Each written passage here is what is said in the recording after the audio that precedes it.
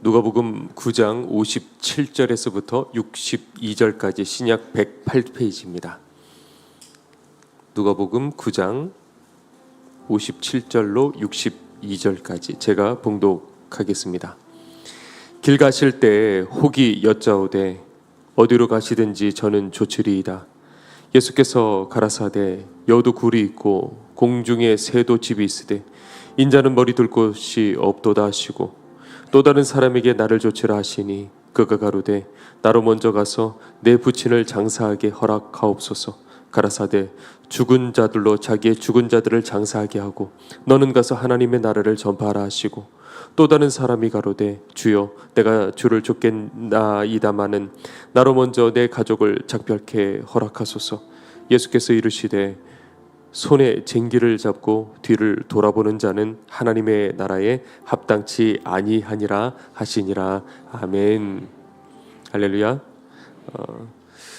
우리 박보영 목사님께서 이번에 어떤 그 사모님을 위해서 강아지를 하나를 이렇게 분양을 받으셨던 거예요. 그래서 그 힘들어하는 그 사모님을 위로해 주시려고 그래서 그 강아지를 이제 받긴 받았는데 문제는 그 사모님이 아직 그 한국에 귀국하지 않은 상태고 한 달 있다가 돌아오신다는 거예요.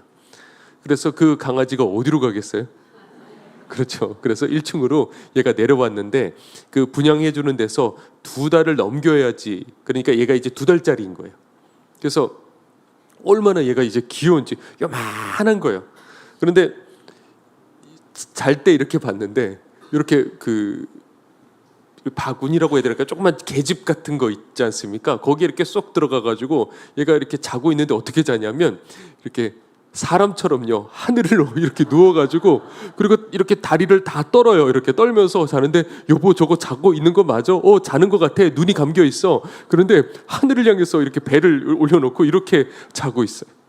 그리고 얘가 깨더니 이게 그 저희 바닥이 미끄러운가 봐요. 그렇게 계속 이렇게 미끄러지면서 막 다니는데 얘가 그 저희 사모가 옆에 이렇게 앉아 있는데 막 와가지고 옷을 막 물어 뜯으면서 막 고개를 막 흔들어요. 물어 뜯으면서 그러면서 나는 맹수다 뭐 이러는 것 같아요.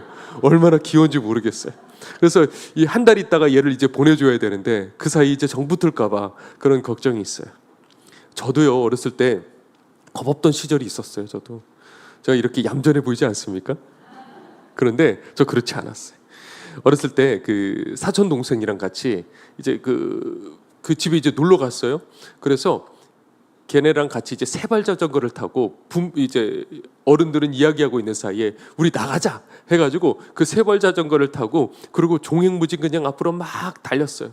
근데 얼마나 많이 갔는지 계속해서 앞으로 달리고 해가지고 결국에는 그 번화가까지 가게 되었고. 그리고 우리는 차다 하고 그래가지고 지하차도까지 차들 다니는 거기까지 내려갔어요. 그래서 그대로 달려가가지고 지나가는 옆에 있는 그 택시랑 부딪힐 뻔했어요. 정말. 그래서 그 택시 아저씨가 기가 막혀갖고 이게 뭐야 그러고 문 열고 보니까 조그마한 애가 세발 자전거 타고 이거는 차다 이러고 있으니까 그러니까 기가 막혀갖고 말도 못하고 그러고 돌아봤던 그 기억도 있고요. 그랬더니 제가 그 얘기를 저희 어머니에게 얘기를 했어요. 그랬더니 저희 어머니가 제 기억에도 없던 얘기를 해주더라고요. 제가 한 3살 때쯤이었는데 그 또 문제 많은 그 세발 자전거를 타고 그리고 그 할머니 댁에 잠깐 갔는데 그때 당시에 제가 그 잠깐 사이에 그 세발 자전거를 타고 그리고 또 종횡무진 대로변으로 가로질러서 그냥 간 거예요.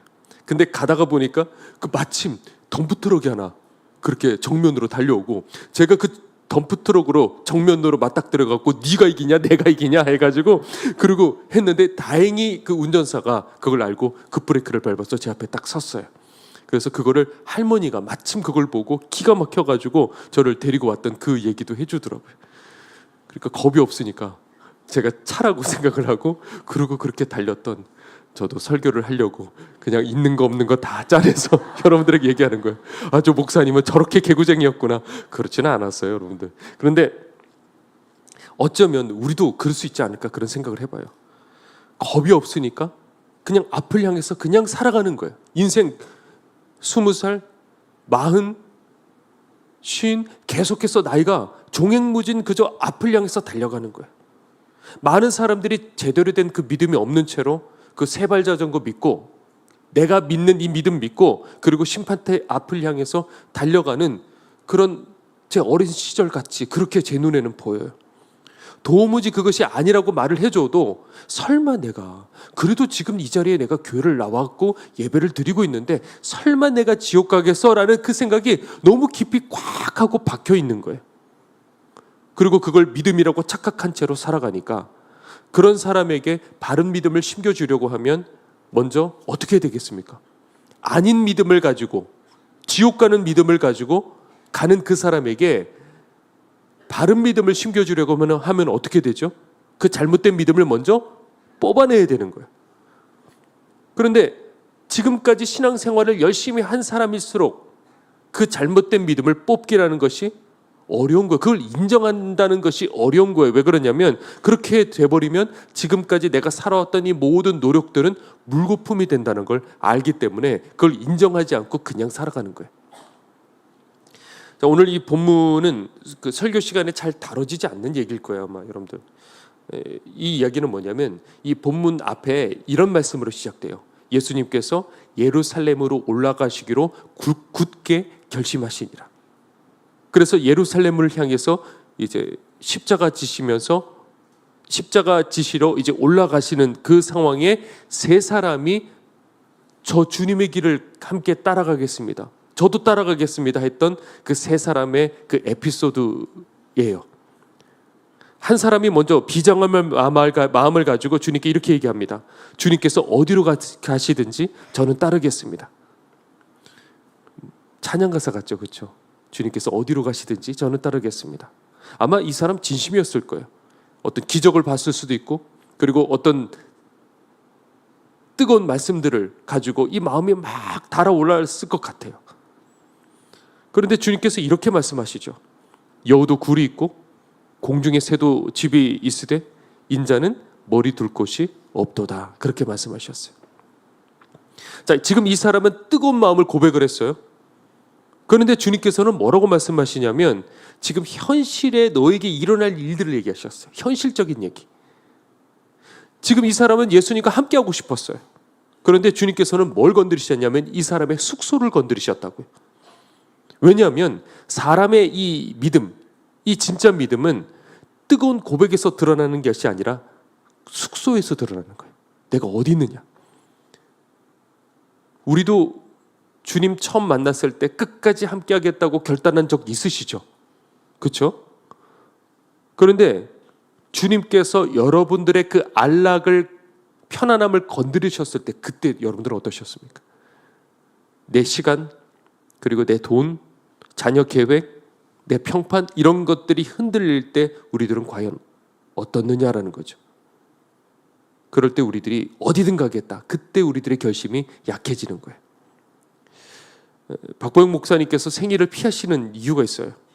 그 왜 그러냐면 예전에 안성에 계실 때 그 생일날이었는데 그 밤에 그 아이들이 잠들어 있는 그 모습을 보고 흐뭇해서 그러고 계시는데 그 순간에 성령님이 얘기를 해주셨대요. 나는 질투의 하나님이다. 너는 나만 바라봐야 된다. 그렇게 얘기를 하셨대요.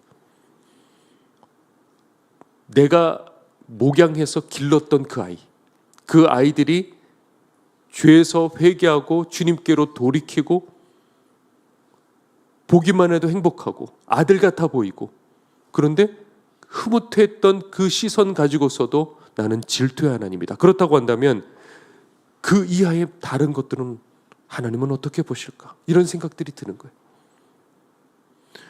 목사님께서 주님을 처음 만나시고 그렇게 회개를 하고 그리고 다시 일상으로 돌아왔을 때 다음날 골프 약속이 있었대요. 어쩔 수 없이 별로 가고 내키지는 않는데 어쩔 수 없이 가서 그리고 이제 공을 치려고 하는 그 순간에 이렇게 말씀하시는 거예요. 네가 공을 칠 때 내 마음도 친다. 그러셨대요. 하나님은요 내 마음을 쏙 뺏어가는 그것을 질투하시는 거예요. 그래서 예수 믿는 사람들은 이 땅에서 심심하게 살아가야 되는 거예요. 남들은 이것도 즐기고 저것도 그렇고 그게 죄라는 얘기가 아니에요. 잘못이라는 거 아니에요. 그럴 수도 있어요. 운동할 수도 있는 거죠. 이거 칠 수도 있는 거예요. 그런데 그게 뭐가 선이고 뭐가 악이고 우리들은 그걸 알고 싶어 하잖아요. 그런데 하나님은 그게 죄냐 아니냐 그것이 아니라 모든 것이 가나 모든 것이 다 내게 유익한 게 아닌 거예요. 내 마음을 뺏어가는 그것. 어쩌면 내 인생에 당연한 것까지도. 그래서 근데 대부분의 사람들은 하나님을 저는 사랑해요 라고 말은 하지만 거기까지 살아가는 사람들이 없어요. 거기까지 내 마음을 주님 앞에 드리는 사람들이 없어요. 그래서 주님께서는 지금도 머리 둘 곳이 없으신 거예요. 이것저것을 이 시간에도 이렇게 둘러보시면서 어쩌면 내가 머리 둘 곳이 없다. 우리가 그런 사람 돼서는 안 되지 않겠습니까? 우리가 예수님을 따라가다가 보면 우리도 마찬가지예요. 이 땅에 머리 둘 곳 없는 삶을 살아야 되는 거예요. 그런데 우리는 이런 말씀들을 들으면 이런 고민이 들어요. 재산이 있잖아요. 우리도 집이 있잖아요. 그러면 이 말씀대로 우리도 예수님 따라가기 위해서 집도 버려야 되고 재산도 버려야 되고 가족도 버려야 되고 다 버려야 됩니까? 그런 건 아니에요. 예수님을 따라다니던 여인들 중에 귀족 집안의 여인들이 있었어요. 그래서 자기 물질을 가지고 예수님을 섬겼다는 그런 기록이 있어요. 그리고 예루살렘 교회를 보면 어떻게 되죠? 자신의 재산을 전부 다 가지고 와서 하나님께 다 바치고 공동생활을 했어요. 자, 그런데 나머지 예루살렘 교회를 제외한 나머지 교회들도 그랬어요? 아니에요. 그냥 자기 집 있고 똑같이 그렇게 우리같이 살았어요. 그런데 이게 뭘 의미하냐? 왜 예루살렘 교회는 자기 재산을 가지고 아나니아와 삽비라는 왜 죽었을까? 메시지가 있는 거예요. 그게 뭐냐면 모양은 다를 수 있어요. 자기의 전 재산을 다 주님 앞에 바친다든지 아니면 주님께서 다 버리라 하고 따라갈 수도 있지만 그리고 그렇지 않은 사람도 있지만 그 정신은 같아야 된다는 거죠. 똑같아야 된다는 거예요. 우리는 물질의 목적을 둬서는 안 돼요. 물론 저는 그래요. 여러분들 다 잘 됐으면 좋겠어요. 여러분들 자녀들도 다 잘 되고 성공하고 그래서 좋은 자리, 귀한 자리, 그래서 하나님 나라를 위해서 열심히 그렇게 살았으면 좋겠어요. 자, 그런데 우리가 그렇다 하더라도 많은 재산을 가지고 높은 자리에 있다 하더라도 더 이상 그것이 내게 의미가 없어야 된다는 거예요. 삭개오가 주님 만났을 때 그리고 주님께서 떠나셨을 때 여전히 삭개오의 집에는 절반의 어마어마한 재산을 가지고 있었어요. 그런데 주님께서는 왜 아브라함의 자손이라고 말씀하셨냐면 더 이상 그 절반의 재산이 삭개오에게는 의미가 없었기 때문에 그래요. 여러분들도 그렇습니까? 주님 만나고 난 다음에 여러분들의 소유, 여러분들의 집, 여러분들의 자존심, 여러분들의 자리, 그러니까 예수님 믿는다는 것은 그저 따르겠다고 결심만 하는 게 아니고 내가 가진 모든 것에 대해서 더 이상 아무런 의미를 두지 않겠다라는 그 결심인 거예요. 주님께서도 대접받으셨거든요. 때로는 가난한 집에 찾아가셨고 그리고 때로는 부자 집에 초청되기도 하셨어요. 그래서 바리새인들이 뭐라 그러냐면 먹기를 탐하는 자다. 그렇게 조롱했어요. 그런데 이 바리새인들은 몰랐어요. 왜냐하면 주님께서는 아예 물질 자체를 초월하셨거든요. 금욕주의 뭐 그런 거 아니었어요. 그런 것 자체에 아예 관심이 없으셨어요. 요즘같이 다들 돈 때문에 수많은 사람들이 그 도파민에 중독이 돼 있어요. 이런 시대 속에서 과연 거룩은 무엇일까? 구별된다는 것은 과연 무엇일까? 우리가 최선을 다해서 일을 하고 돈을 벌어야 됩니다. 저축하셔야 돼요. 그런데 우리가 가진 재산은 어떻게 되죠? 천국을 위한 그저 도구다라고 주님 말씀하셨어요. 과연 이 말씀 그대로 살아가는 사람들, 그렇게 여기고 있는 사람들은 과연 얼마나 있을까요? 죄 안 짓고 참는 거는 일부분인 거예요, 여러분들. 내 삶을 지탱하는 그 근본을 바꾸지 않으면 그것은 회개가 아닌 거예요, 아직까지는. 얼마 전에 그 학교에서 그 어떤 젊은 목사님을 한번 만나서 30대 목사님을 만나게 되었어요. 이렇게 삐쩍 말랐어요. 그런데 이 목사님 얘기를 들었는데 목회자 집안이래요. 그런데 워낙에 똑똑하니까 서울대도 되고, 그런데 집에서는 너 꼭 신학교를, 주의 종의 길을 가야 된다. 그렇게 해가지고 신학교를 넣었는데, 그래서 그 신학교를 결국은 결정해서 들어가게 되었대요. 수석으로 들어가게 되었대요. 그런데 그 학교는 모르고 들어갔는데 그 자유주의가 제일 우리나라에서 강한 그런 학교에 들어가게 된 거예요. 그러다 보니까 여기서 이 아이가 공부를 하는데 워낙에 공부를 좋아하니까 얼마나 재밌는지 그쪽으로 쏙 빠져서 신앙 다 잃어버리고, 그리고 심지어 공황장애까지 얻게 되었고, 그래서 결국에는 어머니가 이러다가는 내 아들 다 망하겠다 싶어갖고 학교를 찾아가서 교수님 붙잡고 내 아들 살려내라고 막 그렇게 해가지고 결국에는 그 학교 그만두고요. 그리고 제가 다니던 이 학교로, 신학교로 와가지고 여기서 다 졸업을 하게 되었대요. 그리고 전도사 사역 다 하고 난 다음에 이제 두 교회에서 이제 청빙을 이제 받게 되었는데, 하나는 강화도에 있는 교회. 근데 여기에는 뭐 모든 것들이 다 갖춰진 그런 교회고, 사례비도 다 받을 수 있어서 안정적인 생활을 이렇게 살 수 있는 그런 교회였어요. 그리고 또 다른 교회는 어디냐면 저 태백 아래쪽에 그 경상도 그 경계 쪽 있지 않습니까? 바로 거기요. 그 시골에 5명밖에 사람이 없어서 전혀 사례비도 제대로 줄 수도 없고 그저 교회를 유지할 수밖에 없는 겨우 그런 곳이었대요. 그래서 기도를 했대요. 주님, 보통 같으면 그거 기도하겠어요? 고민하겠어요? 주님께서 내게 좋은 교회를 주셨구나 하고 여기 가까운 곳으로 가겠죠. 그런데 기도를 했대요. 주님, 제가 어디로 가야 되겠습니까? 주님 원하시는 곳으로 저는 그쪽으로 가겠습니다. 그렇게 기도를 했는데 이런 마음이 들더래요. 이 강화도의 교회는 조건이 너무 좋기 때문에 나 말고도 가고 싶은 사람들 얼마든지 있을 거야. 그런데 저 태백 아래 그 산 밑에 있는 그 교회는 누가 그 교회를 가겠어? 거기 있는 그 성도들 5명밖에 되지 않지만, 그러나 얼마나 말씀을 갈급하겠어. 그래, 내가 가야겠다. 이것이 주님의 뜻이 아닐까 생각을 하고 그쪽으로 가기로 결단을 했대요.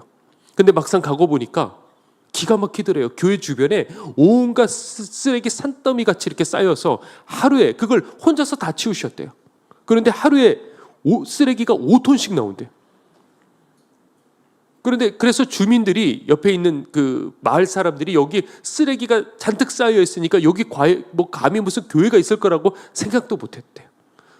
그래서 계속해서 치우고 날마다 치우고 와서 계속해서 쓰레기만 치우다가 보니까 병을 얻은 거예요. 크론병, 그리고 녹내장.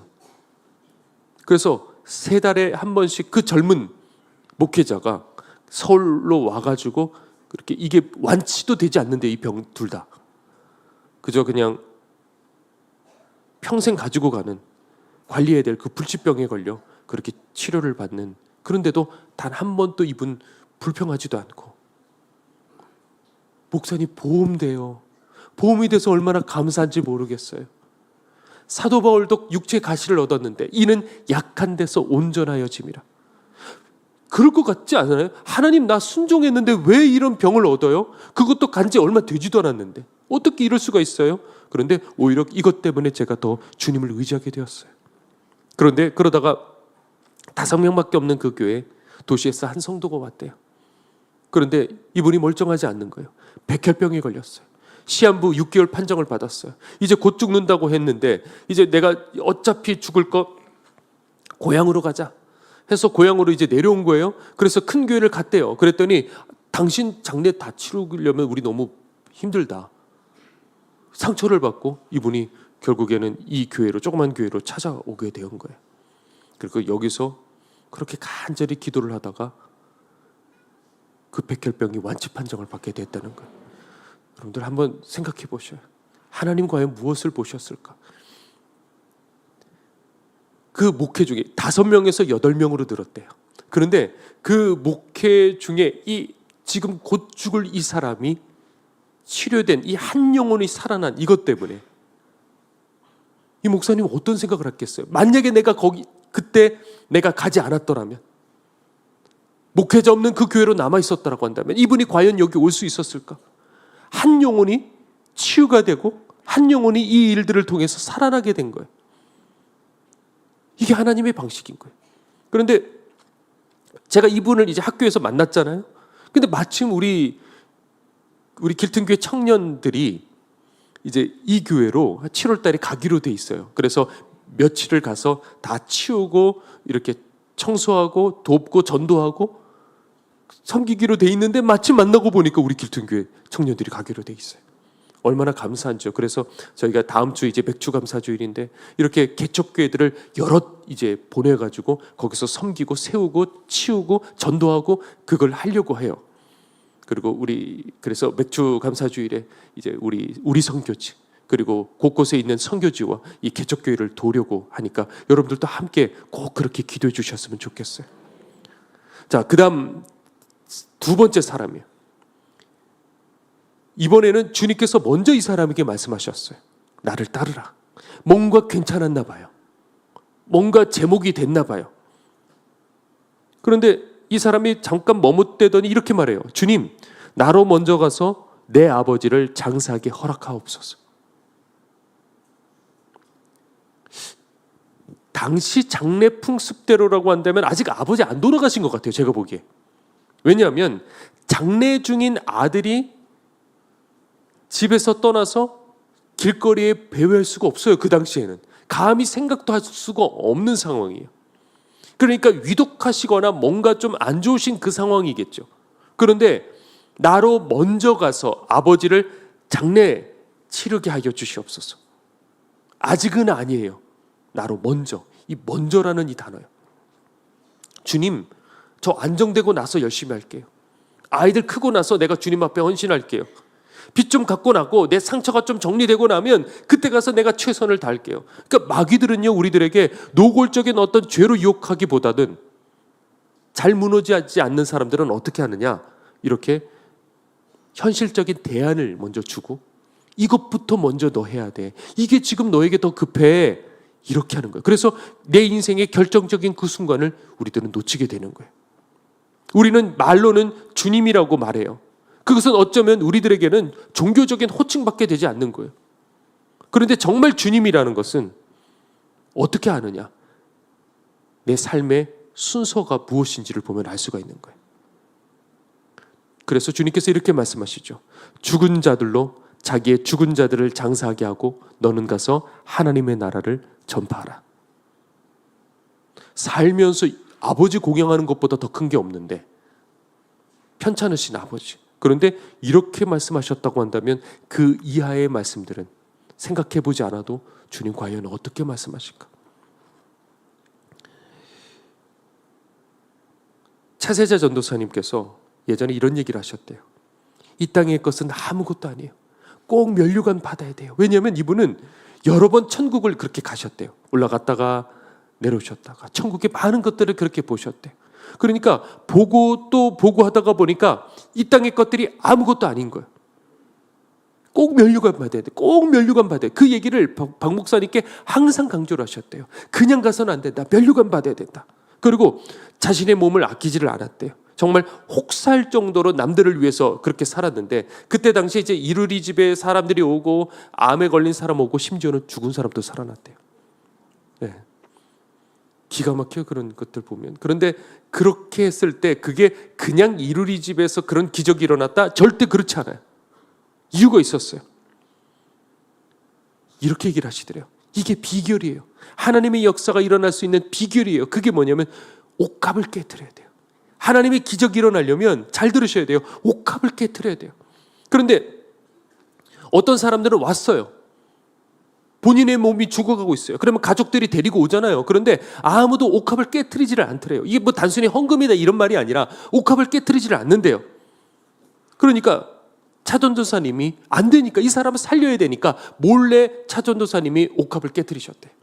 그래서 그 사람을 위해서 21일 금식 기도를 하고 40일 금식 기도를 하고 그러다 보니까 그리고 또 드시게 되잖아요.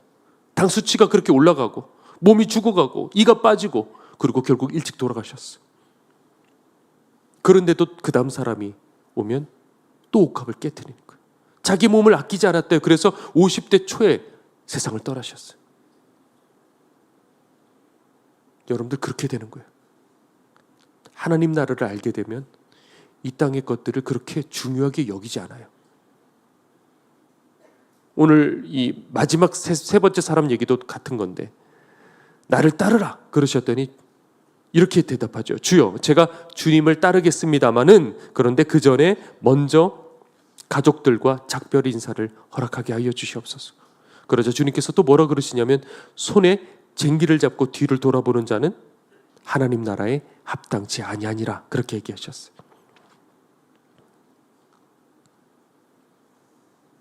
복음이란 여러분들 단순히 윤리도덕이 아니에요. 급박한 하나님 나라의 부르심에 반응하는 거예요. 우리는 자꾸 성경 말씀을 읽으면서 뭘 해야 되고 뭘 하지 말아야 되고 목사님 이거는 해야 됩니까? 하지 말아야 됩니까? 이거는 죄입니까? 자꾸 그걸 물어보는데 그게 아니고 복음이라는 것은 급박한 하나님 나라의 부르심에 반응하는 거예요. 그걸 가지고 믿음이라 그러는 거예요. 소돔과 고모라에 유황불이 떨어지기 전에 우리가 거기 살았다고 해봐요. 근데 그 떨어지기 전에 우리가 그 소식을 미리 들었어요. 그럼 여러분들 어떻게 하시겠죠? 얼른 도망 나오겠죠. 근데 그때 죄를 붙들라 그러면 붙들겠어요? 붙들 새가 어디 있겠어요? 그냥 도망 나가는 거죠. 만약에 저 북한에서 미사일이 날라오고 장사정포가 날라와서 수도권 곳곳에 그냥 아파트가 불타오르고 도로가 파괴되고 그런 일들이 일어났을 때 여러분들 세상이 그리운가요? 더 즐기지 못했는데 그런 생각 나나요? 압이 규환이 되어서 반대를 향해서 막 달려갈 거예요. 지금은 복음의 본질이 사라져버렸어요. 이 시대는 종교가 되어버렸어요. 윤리, 도덕, 착한 사람들은 선한 일들을 하고 교회를 다니고 예배를 드리고 좋은 사람이라고 칭찬받고 아니에요. 이거는 원래 예수님이 말씀하셨던 그 초대교회 그 얘기가 아니에요. 바리새인들도 유대교 안에서 열심을 다했어요. 그런 사람들이 있을까요? 지금 이 시대에? 그런데 뚜껑을 열어보니까 주님께서 뭐라 그러시냐면 이 독사의 자식들아. 제가 어렸을 때 다녔던 교회는 교회 행사가 많았어요. 아마 여러분들도 많이 그러셨을까요? 그때는 이제 주일 오전 예배, 낮 예배가 있고 그리고 주일 저녁 예배가 있었어요. 그러면 그 주일 낮 예배 끝나고 교회에 계속 사람들이 있어요. 왜냐하면 그 주일 저녁 예배 때 그 속회별로 돌아가면서 뭔가 발표를 해야 했어요. 헌신 예배를 드려야만 했거든요. 그러니까 뭐 연극 준비하느라고 막 난리고요. 그리고 아무것도 이게 되지 않으면 특송이라도 뭔가를 했었어야 됐어요. 그리고 청년들은 보면 제가 어렸을 때는 애들이 진짜 많았어요. 정말 많았어요. 그런데 이제 90년대 이렇게 넘어가면서 그 많은 애들이 줄어들었고 그러니까 그 끝까지 남았던 그 청년들이요 얼마나 교회에서 하나하나가 다 전도사 같아요. 얼마나 열심을 다하는지 몰라요. 그러니까 항상 보면 뭔가를 그 아동부실에 있으면 자르고 붙이고 뭔가 이렇게 꾸미고 다들 대단해요. 그런데 나중에 심판대 앞에 갔을 때 나중에 심판대 앞에 갔을 때 어쩌면 너 뭐 하다 왔느냐? 네, 저는 가위 오리다가 왔습니다. 이럴 수도 있지 않을까? 뭔가 나름 열심을 다하긴 했지만 과연 내가 복음에 반응하는 그 삶을 살았을까? 복음에 반응하는 그 진짜 믿음을 가졌을까? 아니면 열심은 다하기는 하지만 어떤 종교 생활을 살다가 가는 것은 아닐까? 그러면 이 말씀을 들으며 오늘 이 말씀들이 참 센 말씀들이에요. 사실 누가 그러면 주님을 따를 수 있을까? 저도 현실 앞에서 갈등하고 나도 쟁기를 잡고 주님 저를 뒤를 돌아보는데 저 같은 사람도 과연 천국 갈 수 있을까요? 아마 이 말씀을 읽으면서 그런 생각들을 하는 분들이 많이 계실 것 같아요. 사실 천국에 합당한 자는요 내가 어디든지 따르겠습니다. 그 첫 번째 사람이 말했던 것처럼 어디든지 따라가겠습니다. 자신 있게 말하는 사람이 천국에 합당한 사람이 아니에요. 마가의 다락방이 세워졌을 때 한 사람이 기도를 하다가 그 예전이죠 환상을 봤대요. 아주 큰 장벽이 있더래요.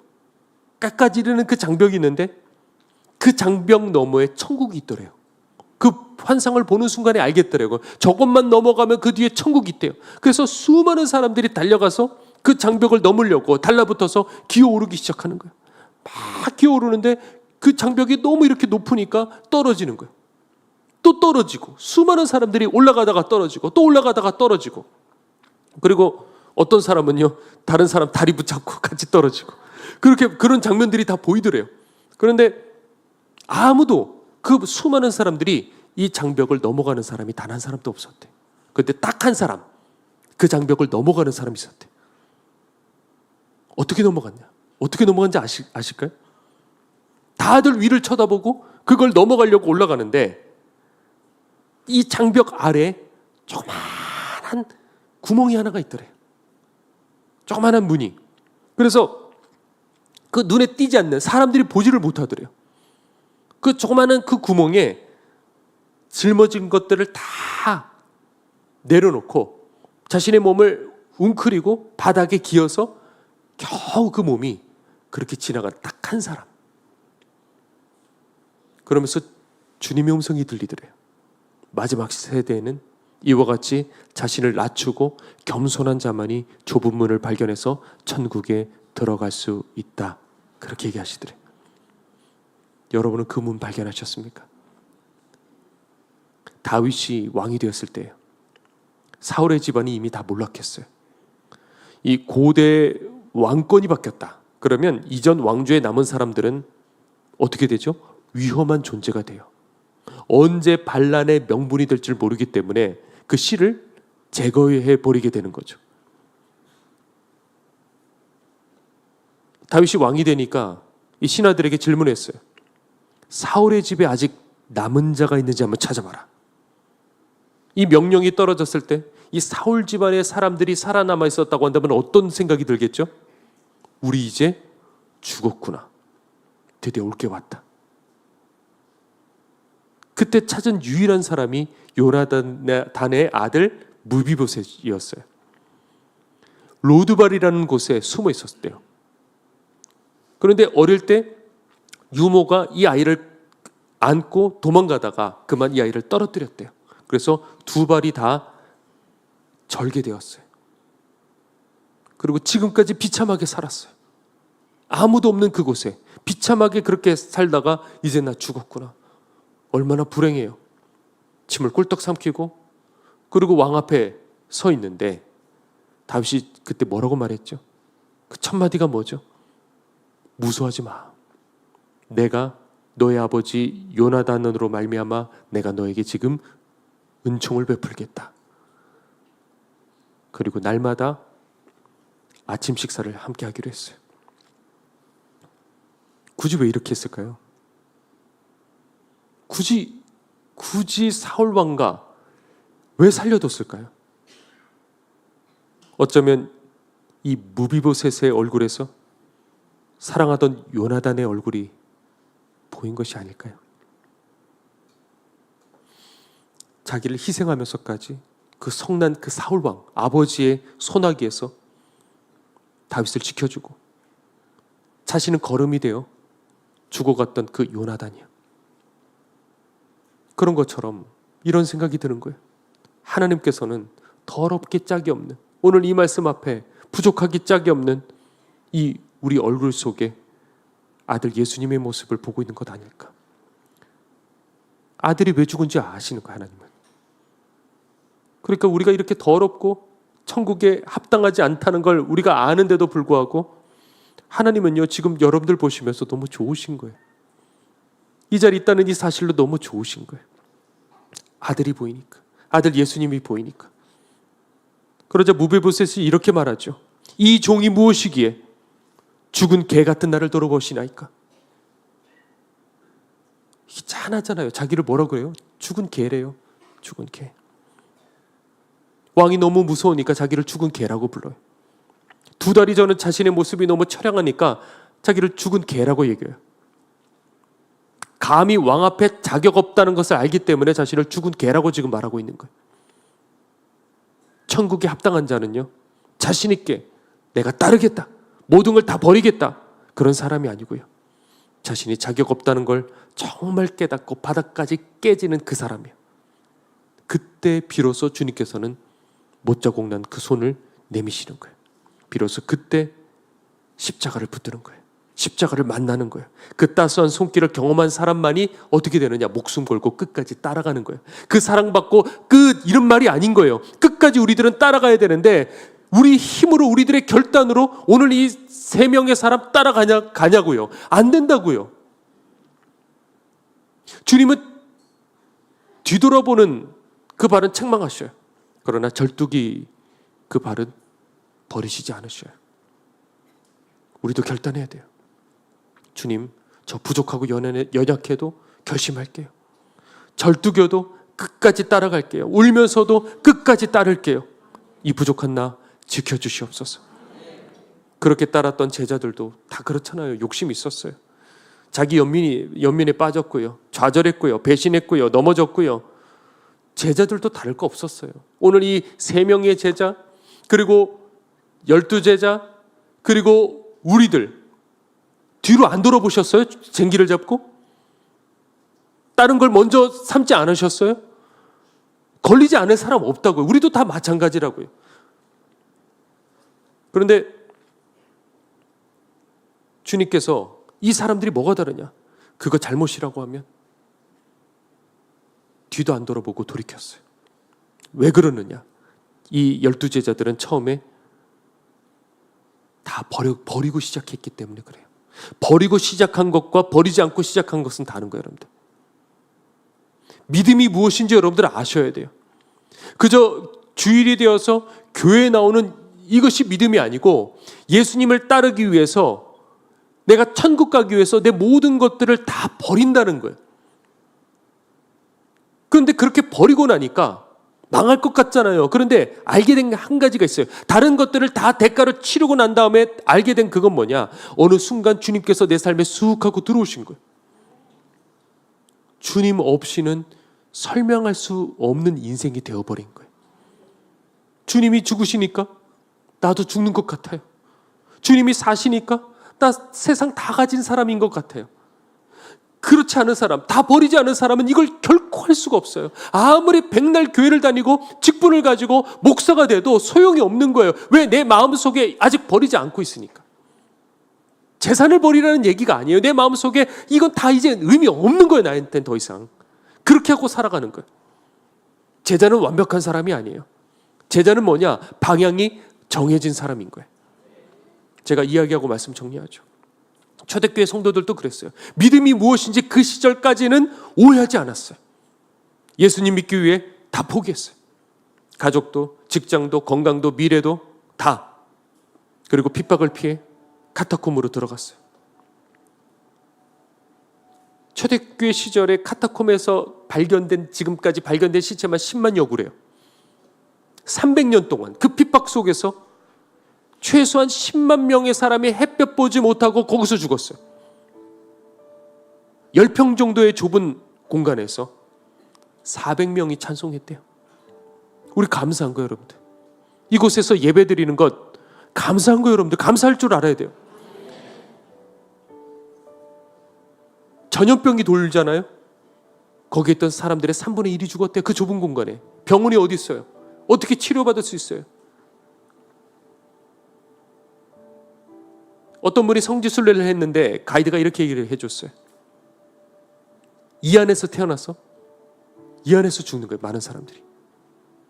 그러다 보니까 햇볕도 제대로 받지 못하고 제대로 먹지를 못하니까 면역력은 떨어질 대로 떨어져 있고 키가 120cm에서 130cm. 뼈가 약하니까요. 뼈가 부러져서 죽은 사람들이 많았대요. 그래서 다들 일찍 죽었대요. 불행한가요? 여러분들 이게 불행한 건가요? 아니에요. 지금 과연 이렇게 믿으라 그러면 이렇게까지 믿을 사람들이 과연 얼마나 있을까요? 제일 불행한 건 뭐냐? 이 말씀을 듣는데도 불구하고 내가 원하는 그 길로 가는 사람들. 그게 제일 불행한 거예요. 이 사람들은 천국을 위해 모든 걸 다 버렸어요. 예전에 제가 한번 이걸 읽어드렸는데 가끔 제가 이걸 읽어요. 이 사람들의 거기 카타콤에 적혀있는 이 비문들이 있어요. 하나님의 종 실리시아의 세티머스 프레텍타터스, 가치 있는 삶을 살다가다. 하나님, 저는 당신을 이곳에서 섬긴 것을 후회하지 않습니다. 오히려 당신의 이름에 감사드립니다. 33년 6개월을 살고 주님께 영혼을 드리다. 그는 평안히 잠들다. 하나님 안에서 살다. 영원히 산다. 울지 마라 사랑은 아들아. 죽음은 영원한 것이 아니란다. 사랑하는 파우스티나, 그대 하나님 안에서 살리라. 그대는 영원하리라. 어떤 마음 갖고 살아갔을까?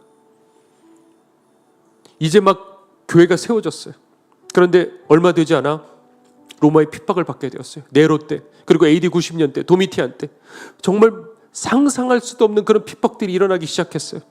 그래서 대부분의 사람들, 상당수의 사람들이 예수님을 떠나가고 죽고, 그래서 예수님 믿는 사람들이 별로 없었어요. 이제 걸음마한 지 얼마 되지 않은 교회, 하나님 보호해 주셔야 되지 않겠어요? 여기서 만약에 대가 끊겨버리면 우리까지 올 수가 없었어요. 그럼 하나님 어떻게 교회를 보호하셨을까? 하나님의 방식은 다른 거예요. 하나님께서 교회를 보호하시는 그 방법은 오히려 고난이었어요.